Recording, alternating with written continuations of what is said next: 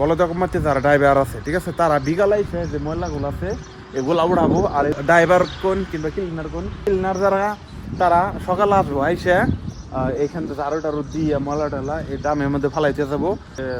বোতল আছে কিংবা প্লাস্টিক যে কোনো লোয়াল আর কি আছে, তারা কিন্তু বিকালবেলা আইসে এগুলো উঠাবো। তারা এই বোতল লোয়াল আর কি নিয়ে আলাদাভাবে বিক্রি করবো, ঠিক আছে। আসসালামু আলাইকুম, কি অবস্থা সবার? আশা করি সবাই ভালো আছেন। সৌদি আরবে যারা বলদিয়া কোম্পানিতে আসতে চাইতেছেন, বলদিয়া কোম্পানির যে কোনো কাজে, ঠিক আছে, তারা কি কাজ করে, কিভাবে কাজ করে, আর কত টাকা বেতন, আজকের এই ভিডিওতে আপনাদেরকে কিন্তু ভিডিওতে খুব সহজে আপনারা সবকিছু জানতে পারবেন। কত টাকা বেতন এবং তারা কি কাজ করে, আর তারা তাদের থাকা খাওয়া ফ্রি কিনা। ফার্স্ট আপনাদেরকে দেখাবো তারা কি কাজ করে আর তারা আলাদাভাবে কিভাবে ইনকাম করে, ঠিক আছে।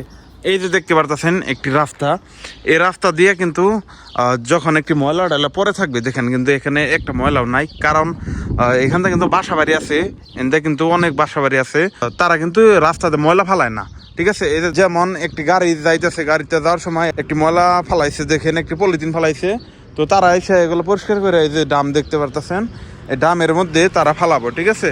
এই ডামের মধ্যে তারা ফালাবো। আর যে বলদের যে যারা চাকরি করে, ড্রাইভার কোন কিংবা ক্লিনার যারা তারা সকালে আসবো, আইসে এইখান থেকে ঝাড়ু টাড়ু দিয়ে ময়লা টলা এই ডামের মধ্যে ফালাইতে যাবো।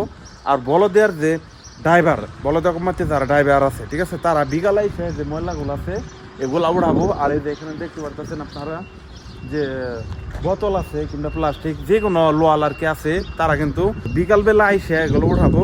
তারা এই বোতল লোয়াল আর কি নিয়ে আলাদাভাবে বিক্রি করবো, ঠিক আছে। তো দেখেন এই অবস্থা, ঠিক আছে। তো সৌদি আরবে যারা বলদিয়া কোম্পানিতে আসতে চাইতেছেন তারা কিন্তু আসতে পারেন। দেখেন সৌদি আরবের রাস্তা একদম চকচকা, একদম ক্লিয়ার। তো চাইলে আসতে পারেন আপনারা এই কোম্পানিতে। ভিডিওটা শেয়ার করেন ভাই।